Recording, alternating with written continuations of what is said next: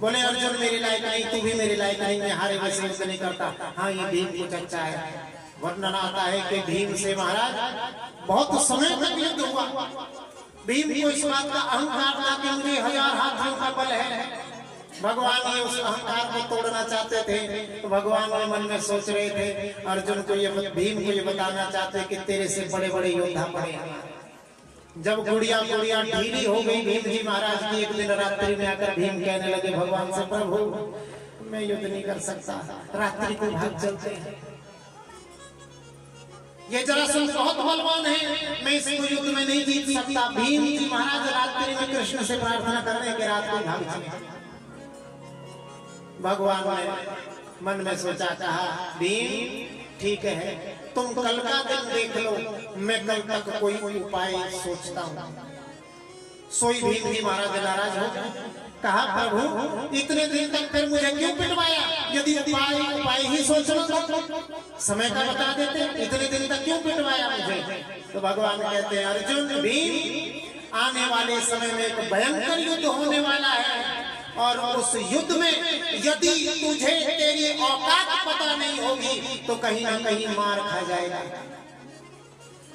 इसलिए तुझे अपने बल की था पता होनी चाहिए, तुझे अपने बल की सीमा पता होनी चाहिए, क्योंकि आने वाले समय में एक ऐसा युद्ध होने वाला है। हाथ पैर दिया भीम के सिर के ऊपर, उसके शरीर के ऊपर पुनर्बल प्राप्त किया। भागवत में वर्णन आता है बीच से फाड़ कर जरासंध को महाराज विपरीत दिशाओं में फेंका, जरासंध का उद्धार करवा दिया महाराज। बोलो गोविंद भगवान की। और हे परीक्षित, इंद्रप्रस्थ में आकर राजसूय यज्ञ हुआ। उस यज्ञ का प्रारंभ, उस यज्ञ में प्रश्न उठा कि कौन पहले पूजनीय है। शिशुपाल की कथा मैंने आपको कल या परसों सुना दी महाराज। उसी राजसूय यज्ञ में शिशुपाल के सामने ही सहदेव ने कहा था कि कृष्ण ही प्रथम पूज्य है। शिशुपाल ने विरोध किया था परीक्षित, और इसी सभा में शिशुपाल ने गिनकर 100 गालियां श्री कृष्ण को दी थी। 101वीं गाली पर भगवान ने दिव्य सुदर्शन चक्र चलाया था और शिशुपाल का वध कर दिया था। और इसी यज्ञ में हे परीक्षित, जुए में पांडव तुम्हारे दादा सब हार गए थे। 12 वर्ष का वनवास, 1 वर्ष का अज्ञातवास मिला था। भगवान शांति दूत बन के गए थे, युद्ध नहीं टल सका था। एक तरफ से मेरी सेना थी, एक तरफ मैं था, तुमने मुझे चुना था, दुर्योधन ने मेरी सेना चुनी थी। कौरवों और पांडवों में भीषण युद्ध हुआ था परीक्षित, परंतु कृष्ण के चरण रूपी नौका का आश्रय लेकर पांडवों को विजय प्राप्त हुई थी। गोविंद पृथ्वी का भार समाप्त करके गोलोक धाम चले गए थे परीक्षित। उसके बाद तुम्हारा जन्म हुआ था। तुमने ऋषि के गले में मरा हुआ सांप डाल दिया था।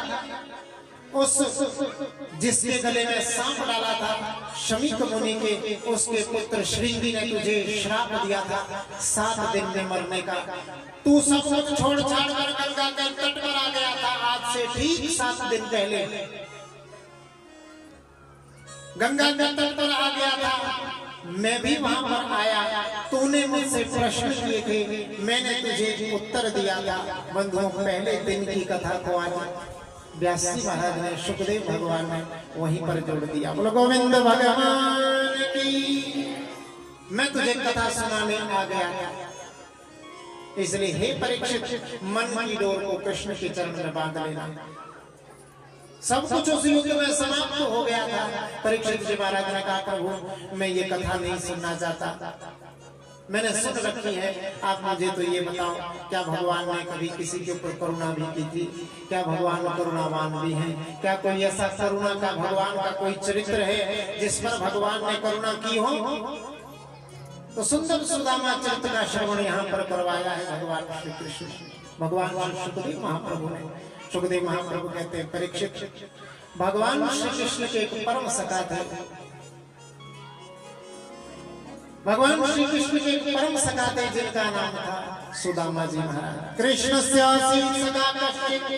ब्राह्मणों ब्राह्मणों में श्रेष्ठ अग्रगणी, सब कुछ ज्ञात जानने वाले परम तेजस्वी तपस्वी थे महाराज। जब भगवान श्री कृष्ण सांदीपनि मुनि के आश्रम में रहते थे परीक्षित, वहीं पर उनकी भेंट सुदामा से हुई थी। सुदामा भगवान श्री कृष्ण के बिना एक पल भी नहीं रह पाते थे, ऐसा उनका जीवन था। और ये परीक्षित बड़ा प्यारा भाव है ये सुदामा जी महाराज। कुछ लोग कहते हैं कि सुदामा जी महाराज ने चने चुराए और चुराकर कृष्ण के चने खाए। ऐसा ही सुना है ना सब? जोर से बोलो गोविंद भगवान की। सुनो बात को ध्यान से, जो भगवान के परम प्रिय मित्र हैं, जो भगवान के अनन्य भक्त हैं, जो भगवान के बिना एक क्षण नहीं रह पाते हैं, क्या वो भगवान के झूठी भगवान के चने चुराएगा? भगवान के हिस्से का अन्न खाएगा? विचार करो इस बात पर। संत कथा कहते हैं बड़ी प्यारी। जिस समय भगवान कृष्ण और सुदामा जी सांदीपनि मुनि के आश्रम में रहते थे ना जी, तो वहां पर एक बार की बात है, सारे संत बालक गए थे। 25 वर्ष तक का ये नियम होता था पहले कि संतों के आश्रम में, गुरु के आश्रम में विद्यार्थी रहते थे, ब्राह्मण क्षत्रिय वैश्य तीनों वर्गों वहां पर रहते थे और भिक्षा मांगने जाते थे, भिक्षा मांग कर लाते थे, वो गुरु को प्रदान करते थे। ऐसे ही सारे बच्चे, सारे विद्यार्थी भिक्षा मांगने के लिए गांव में गए थे। एक दिन की बात है, सुदामा और भगवान श्री कृष्ण ही आश्रम में केवल थे। गुरु माता ने कहा सुदामा जाओ वन में चले जाओ और यज्ञ के लिए कुछ समिधा लेकर आओ, यज्ञ के लिए समिधा लेकर आओ। लेकिन बेटा भूखे पेट कुल्हाड़ी नहीं चलती है, ये कुछ भुने हुए चने हैं, ये तुम अपने साथ लेकर चले जाओ। बड़े भाव के साथ सुदामा जी ने कहा मैया आपकी आज्ञा हो तो मैं किसी विद्यार्थी को साथ लेकर जाऊं। गुरु माता ने कहा सुदामा मेरे को पता है कि तू कृष्ण के बिना नहीं रह सकता, जब कृष्ण को साथ लेकर जा, कृष्ण को साथ लेकर चला जा। सुदामा जी महाराज ने कहा मैया गुरु माता तुम ये चने आप यहाँ पर रख दो, मैं कृष्ण को बुलाता लाता। सुदामा जी महाराज चले गए कृष्ण को बुलाने के लिए। उतनी देर में आ गए दुर्वासा जी महाराज। ये शिव के अवतार है दुर्वासा जी महाराज, परम क्रोधी। जैसे ही आए आकर इन्होंने कहा भगवती माते भिक्षाम देहि। सांदीपनि मुनि की पत्नी बाहर आई, बाहर आकर उसने कहा कि हे स्वामी जी इस समय आश्रम में कुछ नहीं है, सारे विद्यार्थी गए हैं भिक्षा मांगने के लिए, जब तक वो नहीं आते तब तक आप कहीं और भिक्षा मांग लीजिए, आपने बाद में आकर भिक्षा ले जाना। दुर्वासा जी ने मन में सोचा शायद नहीं होगा, वहां से चले गए। लेकिन वो शिव के अवतार है बंधुओं। ध्यान आया, मन में सोचने लगे इतना बड़ा आश्रम और मुझे देने के लिए एक मुट्ठी चावल नहीं, मुझे देने के लिए इस आश्रम में कुछ नहीं। माता मुझसे झूठ बोली क्या? आंखें बंद की, ध्यान लगाया तो भुने हुए चनों की पोटली नजर आई। जैसे ही नजर आई वापस आए दुर्वासा जी कहने लगे माता गुरु माते तुमने अपने बच्चों को, अपना विद्यार्थियों को अपना पुत्र माना, मुझे अपना पुत्र नहीं माना। इसमें से ही 2 दाने मुझे दे देती, मैं भिक्षा लेकर चला जाता। लेकिन देवी जाओ मैं इन चनों को श्राप देता हूँ, जो भी ये चने खाएगा वो जीवन भर दरिद्र रहेगा, उसे कभी ऐश्वर्य प्राप्त नहीं। उतनी देर में आ गए सुदामा जी और उन्होंने ये श्राप सुन लिया। उन चनों की भरी हुई पोटली को उठाया, अपनी आंख में दबाया और गुरु माता से कहा ना गुरु माता ये चने मैं कृष्ण को नहीं दूंगा, वो राजा का बेटा है, यदि उसने ये चने खा लिए उसका जीवन नर्क हो जाएगा, मैं ये चने उसको नहीं दूंगा, ये चने मैं अकेले खाऊंगा। किसी जल में नहीं डाल सकते उन चनों को, वो नदी सूख जाएगी। किसी वृक्ष में नहीं डाल सकते थे, वृक्ष सूख जाता, वृक्ष बंजर हो जाता। जमीन में नहीं गाड़ सकते थे, वो जमीन बंजर हो जाती। संत का श्राप लगा था, उस चने को अकेले खा गए महाराज, एक भी दाना कृष्ण को नहीं दिया, इसीलिए सुदामा जी दरिद्र थे महाराज। बोलो गोविंद भगवान की। चुरा कर नहीं खाया। कुछ लोग कहते हैं कि सुदामा जी भिक्षा मांगते थे, भीख मांगते थे, कि ब्राह्मणों को भीख मांगते थे। शास्त्रों में ब्राह्मणों को भीख मांगने के लिए निषेध कहा गया, भीख नहीं मांग सकता ब्राह्मण, दान ले सकता। दान लेने का विधान है, भीख मांगने का विधान। कहीं भी भागवत में सुदामा जी को भिखारी नहीं कहा गया, कहीं पर भी। ऋतामृताभ्याम जीवेत मृतेन प्रकृतेन वा सत्यानताभ्याम जीवेत नश्वरत्या कथंचन। ब्राह्मण की जो वृत्ति है बंधुओं, उसमें शिलोंचन वृत्ति कहा गया है, और वो वृत्ति सुदामा जी अपने जीवन में अपनाते थे। उस वृत्ति के अनुसार कोई किसान जब फसल काट लेता था, कुछ दाने खेतों में पड़े हुए मिलते थे, उन दानों को बीन लेते थे, उसके अनुसार अपना जीवनचर्या चलाते थे। भीख नहीं मांगते थे सुदामा, कभी भीख नहीं मांगी। और बंधुओं देखो, जब घर में कोई नई वधू आती है ना, तो कितने दिनों में उसको ये याद हो जाता है, अपने रिश्तेदारों के विषय में पता चल जाता है। आधे से ज्यादा तो विवाह में ही आ जाते हैं। फिर इतने समय तक सुशीला ने क्यों नहीं कहा सुदामा जी महाराज से कि तुम्हारे मित्र श्री कृष्ण? क्या सुशीला को पता नहीं होगा? क्या सुशीला जानती नहीं होगी कि कृष्ण उनके मित्र हैं? हमारे यदि किसी से बड़े आदमी से मित्रता हो जाती है, ऐसे थकते नहीं है कहते कहते कि हमारे मित्र हैं। यही तो बात है। सुशीला ये जानती थी कि कृष्ण भगवान इनके मित्र हैं, लेकिन वो दुर्वासा जी का श्राप प्रभावी था, इसलिए कभी कहा नहीं। अब भगवान श्री कृष्ण जब जब भोजन करते थे, तब तब भगवान श्री कृष्ण को सुदामा की याद आती थी। और अब जब 80 वर्ष के हो गए, कुछ करने लायक रह नहीं गए, वृद्ध हो गए, तब भगवान श्री कृष्ण ने कहा कि बस अब सुदामा के ऊपर जो श्राप लगा है, वो दुर्वासा के श्राप को मैं अपने तेज से तिरोहित करता हूँ, शांत करता हूँ। और जिस दिन भगवान ने ये कहा, उसी दिन सुशीला ने कह दिया कि ननु ब्रह्मन् भगवता सखा साक्षात् श्रियपति ब्रह्मण्यश्च शरण्यश्च भगवान भरतर्षभ। के हे सुदामा जी महाराज, ननु ब्रह्मण, के हे ब्रह्मा जी, सखा साक्षात श्रीपति, हे ब्राह्मण देवता, हे स्वामी, आपके पति तो साक्षात श्रीपति हैं, लक्ष्मीपति हैं। आप उनके पास क्यों जाते नहीं? वो कुछ देंगे तो हमारा जीवन चल पड़ेगा। आप जाओ द्वारिका, कुछ न कुछ लेकर आप उनके पास जाओ, वो कुछ देंगे। तो भागवत में वर्णन आता है महाराज, सुदामा जी ने बड़े भाव से कहा, देवी गुरु के पास, मित्र के पास कभी खाली हाथ नहीं जाना चाहिए, कुछ न कुछ लेकर जाना चाहिए। तो मैं क्या लेकर जाऊं? मेरे पास कुछ नहीं। देवी तुम्हारे पास कुछ है देने के लिए तो दो। तो क्या नारायण ब्रह्मा जी सुदामा जी नहीं जानते थे कि भैया साथ साथ एकदम फाके होते हैं, खाने को कुछ है नहीं, घर में टूटी कटौती फूटी फूटा सा ऐसा तवा है, खाने के मात्र पर, वस्त्र के नाम पर, बर्तन के नाम पर कुछ है ही नहीं घर में। फिर अपनी पत्नी से क्यों कह रहे थे तुम्हारे पास कुछ है तो दो? क्यों कहा? शास्त्र मर्यादा बता रहा है। सभी पतिदेव जानते हैं कि उनकी पत्नियों के पास कुछ ना कुछ, कहीं ना कहीं माल दबा हुआ होता है, कहीं ना कहीं कुछ ना कुछ दबा हुआ जरूर होता है माल। सब पति जानते हैं, लेकिन उनको पता है कि कुछ नहीं है, फिर भी। और मर्यादा क्या? भागवत क्या समझाना चाहती है? भागवत ये बताना चाहती है बंधुओं कि घर की गृहिणी को कभी खाली हाथ नहीं रहना चाहिए, कुछ ना कुछ अपने पास रखना चाहिए, होना चाहिए। बाहर से कहां से लाएगी? पति की खलीता में से महाराज।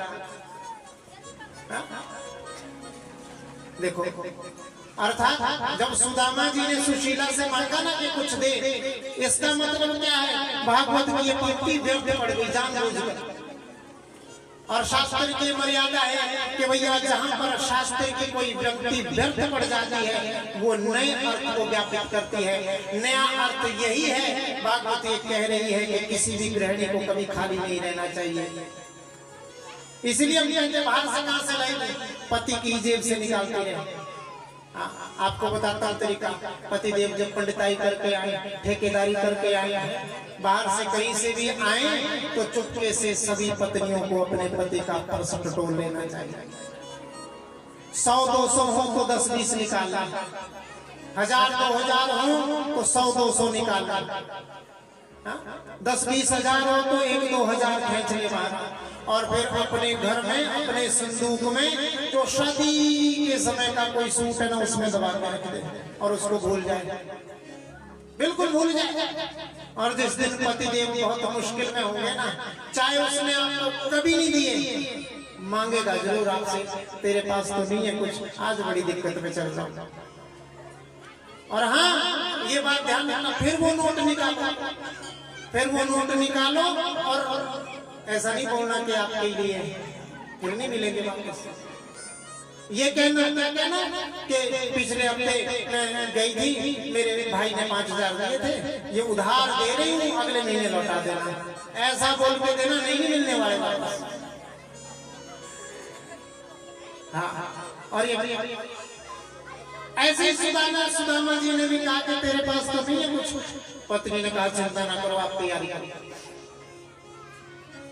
गांव में गई, थोड़े से चावल, 4 मुट्ठी 3 मुट्ठी चावल अलग अलग घरों से प्राप्त हुए, वो लेकर आई, दिए, पोटली में बांधे, सुदामा जी द्वारिका में पहुंचे। देखो भागवत जी में ना कहीं पर भी द्वारपालों की कोई चर्चा नहीं की गई है, यहाँ पर कोई द्वारपाल नहीं है। लेकिन कथा को सजाने के लिए, संवारने के लिए यदि हम द्वारपालों की चर्चा करें तो कोई दोष नहीं है। लेकिन जो भागवत जी में महाराज द्वारपालों की ऐसी कोई चर्चा नहीं है, जो भागवत जी में लिखा गया है वही श्रवणीय है महाराज। क्योंकि ब्राह्मणों और संतों के प्रवेश पर किसी प्रकार की कोई रोक टोक नहीं है। सुदामा जी सीधे पहले 3 कक्षाओं को पार किया, 3 द्वारों को पार किया, 3 ड्योढ़ियों को पार किया, 3 ब्राह्मणों को पार किया, और चौथे में सुदामा जी को भगवान श्री कृष्ण परमानंद के दर्शन हुए। बोलो गोविंद भगवान की। ठाकुर जी ने पैर धुलाकर सेवा की, सभी पत्नियों से परिचय हुआ, आपस में बातें हुई, भोजन किया है। भागवत जी में वर्णन आता है कि 1 रात्रि केवल ठहरे सुदामा जी, अगले दिन सुबह ही वापस चले गए। और जब वापस गए तो मार्ग में ये चिंतन करते हुए जा रहे हैं कि अच्छा हुआ कृष्ण ने मुझे कुछ दिया नहीं, यदि मुझे कुछ दे देता, कुछ धन दे देता, कुछ संपत्ति दे देता तो मुझे अहंकार हो जाता। लेकिन जब वापस अपने गांव में पहुंचे तो जैसे द्वारिकापुरी थी वैसे सुदामापुरी के दर्शन हुए महाराज। बोलो गोविंद भगवान की।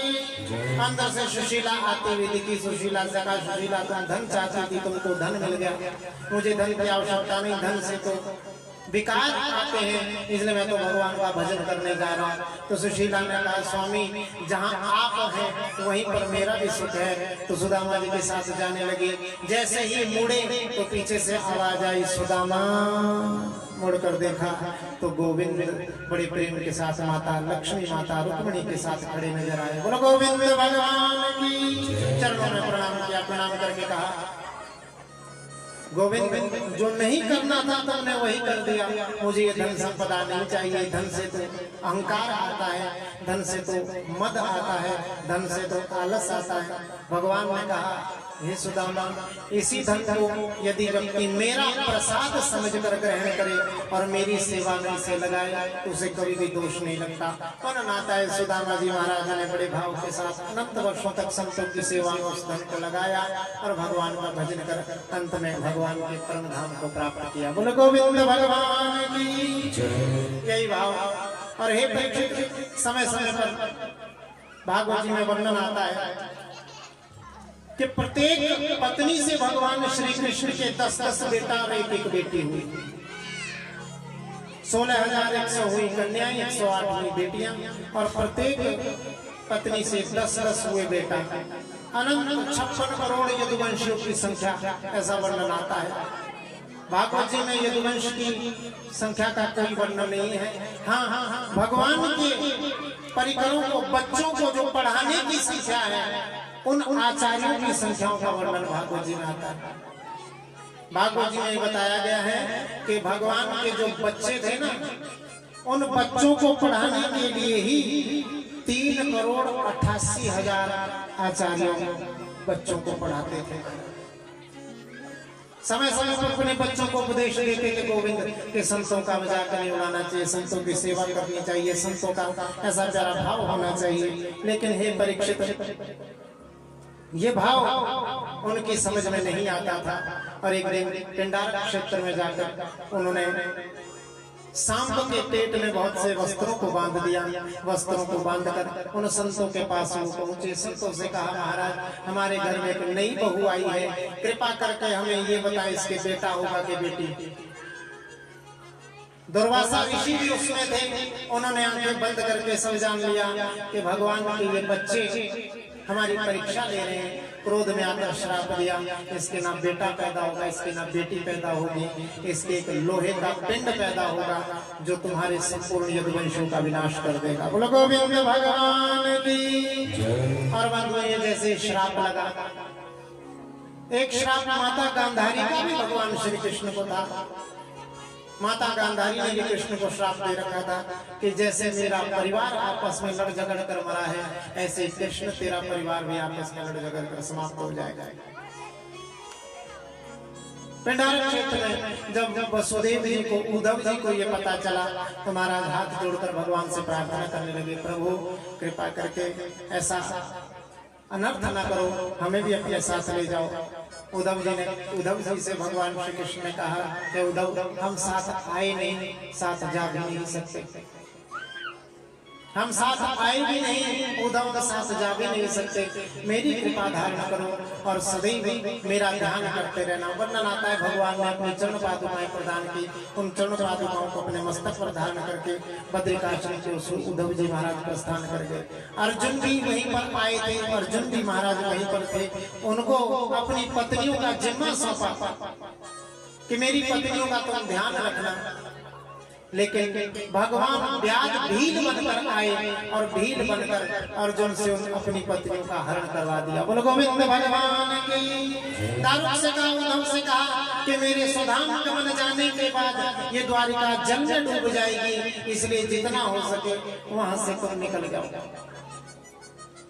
अब पिंडारक क्षेत्र में आ गए। उस क्षेत्र में आकर सारे यदुवंशी वारुणी नाम की मदिरा पीकर मदमस्त हो गए, पागल हो गए, एक दूसरे के साथ गाली गलौज करने लगे, शस्त्र अस्त्रों का एक दूसरे के ऊपर प्रहार करने लगे। जब शस्त्र अस्त्र भी समाप्त हो गए तो बंधुओं, जो लोहे का जो पिंड था, उस पिंड को उग्रसेन जी ने घिसवा दिया था। वो पिंड, उससे जो चूर्ण बना था, उससे एरका नाम की घास उत्पन्न हो गई थी। अंत में जो इतना सा टुकड़ा बचा था उसे नदी में बहा दिया गया था, जल में डाल दिया गया था। उस टुकड़े को एक मछली निकल गई थी, मछली को एक व्याध ने पकड़ लिया था। व्याध ने जब उस मछली को फाड़ा तो उसके पेट से इतना सा टुकड़ा, देखो मृत्यु का खेल, मृत्यु का खेल देखो कैसा है। इतना सा टुकड़ा उससे बड़ा सुंदर लगा, उसने वो टुकड़ा अपनी बाण के आगे लगा दिया। यदुवंशी जब पागल हो गए, एक दूसरे को मारने लगे, अस्त्र शस्त्र सब समाप्त हो गए। तो अंत में वो एरका नाम की घास चूर्ण से जो पैदा हुई थी, उस एरका नाम की घास से एक दूसरे को मारना शुरू कर दिया। सारे यदुवंशी लड़ झगड़ कर जब समाप्त होने लगे, भगवान श्री कृष्ण भी जाते, बलराम जी भी जाते बचाने के लिए। उल्टे भगवान श्री कृष्ण को ही मारने दौड़ते, बलराम जी को मारने दौड़ते। ऊंचे एक पहाड़ी पर खड़े होकर भगवान श्री कृष्ण ने और बलराम जी ने अपने परिवार का संपूर्ण विनाश देखा अपनी आंखों से। लेकिन भगवान श्री कृष्ण उसी आनंद में थे जिस आनंद में परमानंद रहता है। बोला आनंद कंद सच्चिदानंद भगवान की। बलराम जी ने अब भगवान श्री कृष्ण के पास हाथ जोड़े, कहा प्रभु, रामा अवतार में मैं आपका छोटा भाई बनकर आया था, कृष्ण अवतार में मेरी ही प्रार्थना से मैं आपका बड़ा भाई बनकर आया था। अब मेरे लिए क्या आज्ञा है प्रभु। भगवान श्री कृष्ण ने शेष जी से कहा, बलराम जी से कहा कि हे शेष जी महाराज, आपका मुझ पर बड़ा उपकार है, इसलिए अब आप जाइए और पुनः क्षीर सागर में उपस्थित हो जाइए। वहीं से समुद्र में डुबकी लगाई और वहीं से सीधे महाराज क्षीर सागर में भगवान नारायण के वैकुंठ लोक में चले गए। बोलिए शेष जी महाराज की। नारायण भी प्रभास क्षेत्र में अपनी जंघा के ऊपर जंघा रखकर लेटे हुए थे। वो जो व्याध ने वो टुकड़ा अपनी बाण के आगे लगाया था, महाराज उसे भगवान के चरण का तलवार दिखाई दिया। उसे लगा कि किसी हिरण का मुख है। उसने बाण का संधान किया, सीधा भगवान के चरण में जाके लगा। पास से जाकर जब देखा तो गोविंद के चरणों में लगे हुए बाण को देखकर उसने हाथ जोड़कर कहा, प्रभु मुझे क्षमा कर दीजिए, मेरा ये मंतव्य आपको मारने का नहीं था। भगवान ने कहा, व्याध पूर्व जन्म का शायद कोई तेरा मुझ पर ऋण था, जिस ऋण से आज मैं पूर्ण हो गया। सुंदर विमान आया और उस विमान पर उस व्याध को भी भगवान ने उत्तम गति प्रदान की। बोलो गोविंद भगवान की। और अंत में वर्णन संतों का ऐसा आता है कि भगवान ने जब अपने उस अनुपम लीला का संवरण किया तो भगवान के शरीर से एक श्याम वर्ण का तेज निकला, जो सीधा श्रीमद् भागवत महापुराण में जाकर समाहित हो गया।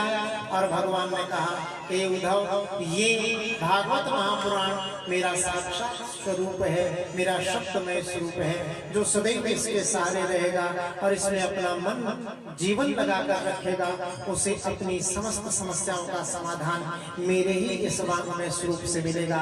इसलिए श्रीमद् भागवत महापुराण भगवान श्री कृष्ण का वांगमय स्वरूप है। महाराज बोलिए श्रीमद् भागवत महापुराण की। और भगवान का भी अपनी लीला का संवरण करके स्वधाम को चले गए। सुखदेव महाप्रभु ने कहा, परीक्षित, तुमने मुझसे प्रश्न किए, मैंने तुम्हें प्रश्नों के उत्तर दिए, तुमने जो पूछा मैंने उसका उत्तर दिया। अब मैं तुमसे प्रश्न करता हूँ, तुम उसका सम्यक उत्तर देना। क्या परीक्षित तुम मरोगे? तुम क्या मरोगे? परीक्षित ने कहा, प्रभु मेरा जन्म ही नहीं हुआ तो मैं मरूंगा कहां से? मरता तो केवल शरीर है, आत्मा जीव तो अजर अमर है। ये तो सदैव भगवान का शाश्वत सत्ता है। आत्मा न कभी पैदा होती है और न मरती है। सुखदेव महाप्रभु ने कहा, परीक्षित तूने कथा सुन ली। और सुखदेव महाप्रभु ने दंड कमंडल उठाया और सीधे वहां से प्रस्थान किया नारायण सरोवर की ओर। महाराज बोले सुखदेव महाप्रभु की। वहां से प्रस्थान किया। अनंत इधर आज 7 दिन पूरे हुए। ब्राह्मण के शाप के अनुसार वो तक्षक सर्प आज परीक्षित को दर्शने के लिए आने लगा। परीक्षित जी महाराज अनंत भगवान की परम ब्रह्म की समाधि में चले गए। और इधर कश्यप नाम के एक ब्राह्मण ने जब ये सुना कि परीक्षित को आज सर्प दंश मारने वाला है, उसकी मृत्यु होने वाली है, महाराज एक मंत्र को जानते थे, जिस मंत्र के आधार पर वो परीक्षित को जीवित करने का सोच रहे थे और बहुत सा धन लेने का सोच रहे थे। मार्ग में जब तक्षक मिला, तक्षक से इसकी भेंट हुई। तक्षक ने ही बहुत सारा धन देकर कश्यप को वहां से वापस लौटा दिया। ब्राह्मण का वेश धारण करके ये तक्षक आया। इसने सुखदेव महाप्रभु के उस परम शिष्य परीक्षित जी महाराज के ऊपर दंश मारा, जिसके कारण भस्मीभूतस्य देहस्य, भागवत में वर्णन आता है कि परीक्षित जी महाराज की वो देह उस सर्प के विष से भस्म हो गई। परंतु उससे पूर्व ही ब्रह्मभूतस्य राजर्षि परीक्षित जो थे महाराज, उनका हृदय, उनका मन, उनकी आत्मा परमात्मा के चरणों में विलीन हो चुकी थी। महाराज बोलो गोविंद भगवान की। केवल शरीर मात्र बचा था, जिसे श्राप के अनुसार तक्षक ने सर्प से मुक्त कर दिया। जन्मेजय जी को पता चला, सर्प सत्र कराया। वो तक्षक नाम का नाग इंद्र के आसन से जाकर लिपट गया। इंद्र को भी आसन सहित जब अग्नि में स्वाहा करने के लिए उपस्थित हुए, आस्तिक मुनि प्रकट हुए। आस्तिक मुनि ने यज्ञ को समाप्त करवाया। जन्मेजय जी ने भी यज्ञ को समाप्त किया और अपने आसन पर विराजमान हुए। बंधुओं, इस प्रकार से शौनकादि ऋषि सूत जी महाराज पुनः कथा पहुंच गई नैमिषारण्य। प्रारंभ भी हुई थी नैमिषारण्य से ही। शौनकादि ऋषियों से सूत जी महाराज कहते हैं कि हे शौनकादि ऋषियों, निम्नगानां यथा गंगा, देवानां अच्युतो यथा, वैष्णवानां यथा शंभो, पुराणानां इदं महत्। जैसे बहने वालों में सर्वश्रेष्ठ गंगा है, नदियों में जैसे गंगा श्रेष्ठ है, देवताओं में जैसे अच्युत भगवान श्री नारायण श्रेष्ठ है, और वो वैष्णवों में जैसे देवादिदेव महादेव सर्वश्रेष्ठ है, ऐसे ही पुराणों में श्रीमद् भागवत महापुराण सर्वश्रेष्ठ है। बोले श्रीमद् भागवत महापुराण की जय जय श्री राधे। मेरे साथ इस अंतिम श्लोक का गायन करते हुए प्रेम से बोलेगा। निम्नगाम यथा गंगा, देवानां अच्युतो यथा, वैष्णवानां यथा शंभो, पुराणानां इदं महत्। नाम संकीर्तनं यस्य सर्व पाप प्रणाशनम्, प्रणामो दुख शमनस्तम, नमामि हरिं परम्। अर्थात मैंने प्रथम दिवस भी आपसे कहा था कि जिसके नाम के संकीर्तन मात्र ही समस्त पापों का निराकरण हो जाता है, ऐसा ही भगवान का वो नाम है जिसका संकीर्तन करने से सारे पाप नष्ट हो जाते हैं। ऐसे परम हरि परम पुरुषोत्तम परमात्मा भगवान श्री कृष्ण के चरणों में हम सब प्रणाम करते हैं। बोले कृष्ण बलदेव की। मुझे पता है कि आज आपको बैठने में बहुत तकलीफ हुई, बहुत कष्ट हुआ, क्योंकि राजधानी एक्सप्रेस चल रही थी।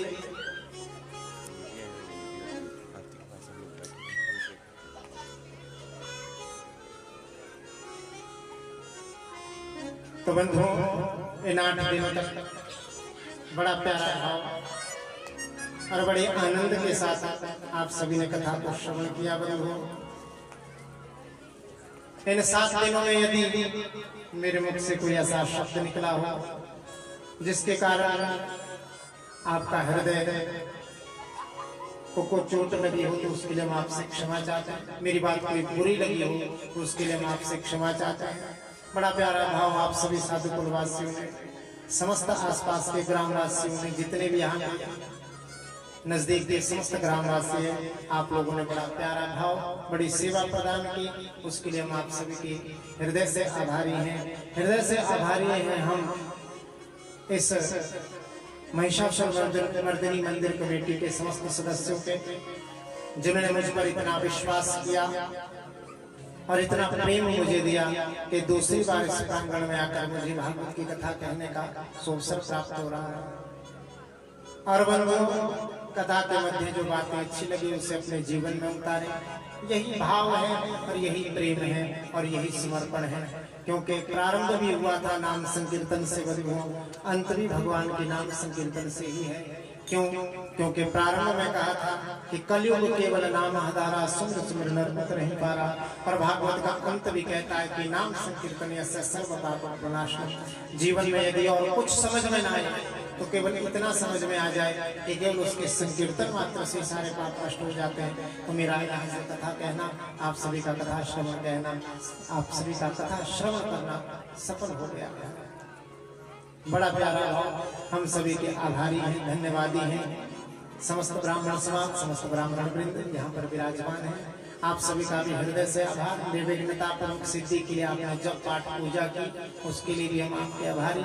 आचार्य पद पर आसीन जितेंद्र शर्मा जी, इनको भी भूरी भूरी आशीर्वाद व्यासपीठ से ठाकुर द्वारा से पधारे पीयूष जी ठाकुर जी को लेकर इनका भी बड़ा आभार। ठाकुर जी की कृपा हम पर पुनः प्राप्त हुई एक बार। इनको भी व्यासपीठ से अनंत अनंत आशीर्वाद। उपस्थित समस्त ब्राह्मण समाज, राजू पंडित जी यहाँ पर विराजमान है, यहाँ पर क्षेत्र के, इनको भी व्यासपीठ से अनंत अनंत आशीर्वाद, भूरी भूरी प्रशंसा। योगेश शर्मा जी, निखिल शर्मा जी, जितेंद्र शर्मा जी, हिमांशु शर्मा जी, पंडित जी यहाँ पर विराजमान है। हस्तक्रिया पर जितेंद्र जी के साथ जो रहते थे, इनको भी अनंत अनंत आशीर्वाद। आप सभी को भी आशीर्वाद जिस भाव से, जिस इसी भाव से आप सभी ने कथा को श्रवण किया। भगवान की समस्त मनोकामनाएं पूर्ण करें। और आज हमारे बीच में श्री अनुराग शर्मा जी आए हैं, जो कि हिमाचल प्रदेश इंडस्ट्रीज के चेयरमैन हैं और पवन ठाकुर जी के ये मित्र हैं। और पवन ठाकुर जी का भी हम आभार व्यक्त करते हैं। इनका भी बड़ा सहयोग रहता है, बड़ा प्रेम इन्होंने हमें प्रदान किया, उसके लिए इनका अनंत अनंत आशीर्वाद। और चेयरमैन साहब को भी, अनुराग शर्मा जी को भी व्यासपीठ से अनंत अनंत आशीर्वाद। आपकी भी समस्त मनोकामनाएं पूर्ण हो। आज कमेटी के प्रधान जो पवन ठाकुर जी हैं, इनका ही भंडारा है। और आज सुल्तानपुर से यशपाल ठाकुर जी भी आए हैं, इनका भी व्यासपीठ से अनंत अनंत आभार आशीर्वाद इनको भी। और बंधुओं, समाज सेवी श्री तरसेम भारती जी आए हैं, इनको भी व्यासपीठ से अनंत अनंत आशीर्वाद।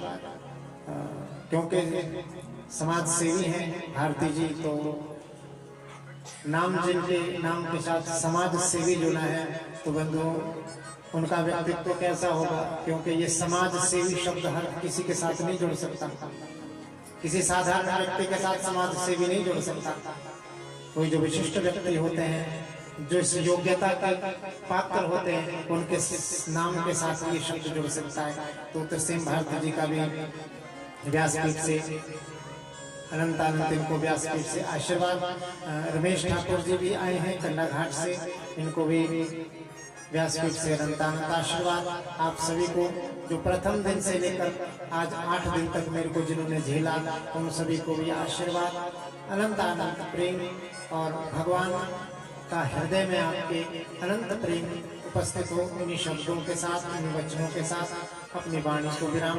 मैं माँ भगवती, माँ महिषासुरमर्दिनी के चरणों में भी दंडवत प्रणाम करके प्रार्थना करता हूँ कि हे माँ, सदैव हम सभी का कल्याण करना, हम सभी क्षेत्रवासियों का कल्याण करना और सभी को आशीर्वाद प्रदान करना, यही मां से काम। कमेटी के भी समस्त सदस्यों को अनंत अनंत आशीर्वाद।